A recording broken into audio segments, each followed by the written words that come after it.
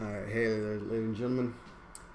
I guess this is going to be kind of a review and I guess a discussion as well. This deals with the last episode of season 2 on Lethal Weapon. I made a video prior about the firing here of Clayne Crawford and how I've been watching the episodes leading up to the season finale.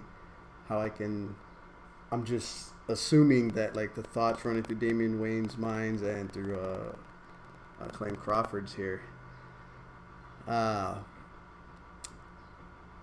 I sensed it more in this episode. Like the way this episode started, this episode just was racking with me, man. Like, I don't say emotionally, but it had me on the edge. And I'm going to say right off the bat, this is more of a spoiler discussion. There's going to be lots of spoilers in this episode. If you ain't seen this, or if you ain't seen any of the Lethal Weapon episodes, I would recommend it. But this is warning right here. I'm going into full spoilers about this. The episode starts off with him, I guess in this dream, at his wife's grave. I think her name's Miranda Riggs, and she was pregnant with his son before she was killed in a car accident that ended up being planned. Blah blah blah. Revenge down the road with Riggs. And she came up to him saying, "How come you're not here with me yet?" And she handed him a gun, saying, "Come home with me."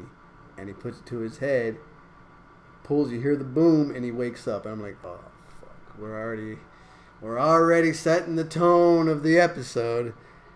Now mind you, I don't want to see Riggs go. I don't want to see Clayne Crawford go. I just have that slither of hope that he made the show like I don't want to see him go. It did this episode teeter-totter, like it brought that tension. It's like, and then you thought you were calm, and then it brought it back up. It's like, oh, the whole episode, man, the whole episode, it was getting to me.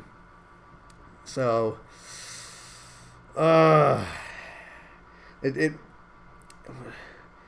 Wayans is Murtaugh.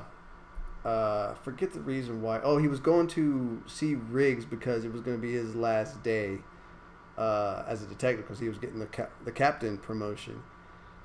And when he gets there, there ends up being a shootout over there at his place.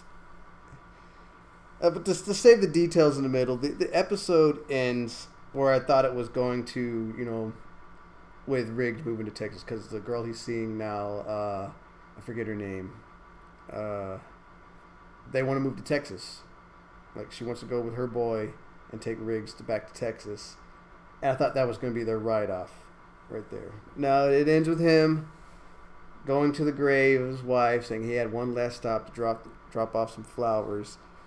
The episode prior to this, Riggs found out he had a half-brother, Nathan Riggs, and that his dad was let out of prison, basically a get out of jail free card for giving information on this certain biker gang to help save a woman that was kidnapped in the previous episode. So anyways, his dad's out. Evidence is pointing that his dad's trying to kill Riggs, and ends up being Murtaugh was the victim the whole time. So he ends up meeting with his father because his father got Trish, which is Murtaugh's wife, hostage. He was going to kill her for some sort of transaction to get money to get his son out of prison. So now Riggs uses his half-brother as ransom to get Trish back. And the final action scene is where he's fighting his dad. His dad strangled him on the beach. He knocks his dad over the head with a rock, and I think his dad bleeds out. And he was getting ready to bash him across the head, but Murtaugh stopped him. But he was stabbed in the gut with a knife, and I was like, oh man, here he goes. But he ended up living through that, and he had a surprise party saying goodbye because he's moving to Texas and all that.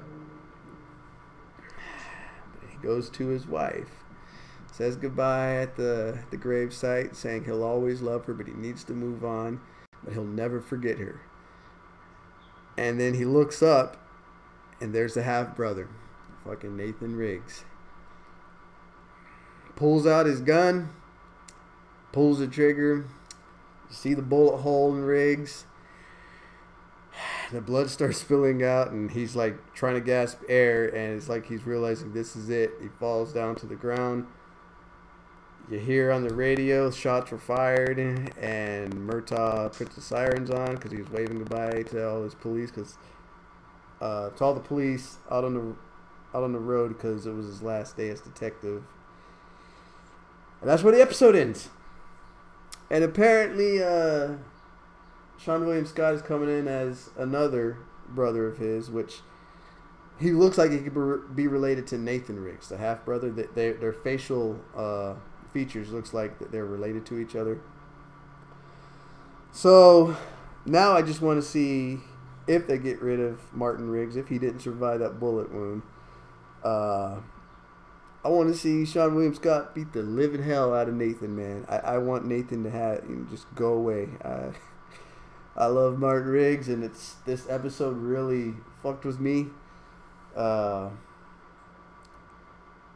now I wish I had aluminum foil here because I want to pull out a tinfoil hat theory.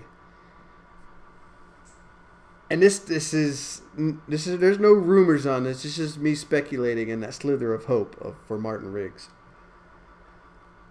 What if this is just one big PR stunt? Like, just the way this episode played out, it seemed like there had to be more to it than just Clayne Crawford being an ass on set.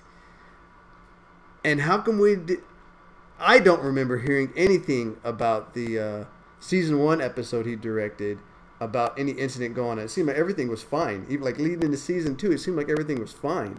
Like the chemistry between them two was good. I mean, on set, yeah, you got to be professional and all that, but it seemed like nothing bad was going on. So I'm wondering if Fox and WB, Clayne and Damon are in on something to make it more dramatic, make it more believable. Like, is Riggs really gone? Is this it for Riggs? And if it is, it's one hell of a PR stunt. It's one way, I guess, to get your fans invested in something, because there are people sending comments about Clayne saying like he made the show, and technically he did. As much as I love Damon Wayans, Clayne made the show, man. He really did. But yeah, that they're saying Season 3 ain't going to be nothing now because Clayne's gone. How can you get rid of one of the big main characters from the Lethal Weapon series? And I want to believe this is a PR stunt. And I'm calling it right now. I'm probably wrong. But this is Damon Wayans and Clayne and Fox in on something to make Lethal Weapon more interesting. I'm calling it. I'm probably wrong, but I just want to believe. I want to believe. So that's my discussion on this episode and how it wrecked with my emotions and my final thoughts on it and what I hope is a PR stunt. And if it is, it's a smart one. It's a smart one. You got us, Fox. And if it isn't, Sean William Scott, please do something to make this, rejuvenate it, make it good. And Damon, stay who you are, man. Stay who you are. That's it. How I gotta. Oh man, I can't really form full words out of my mouth right now. This episode really wrecked with me. But I'm gonna end it here. That's my thoughts on One More Day, the final episode of Season 2. What I hope happens, and let's start a discussion. Adios.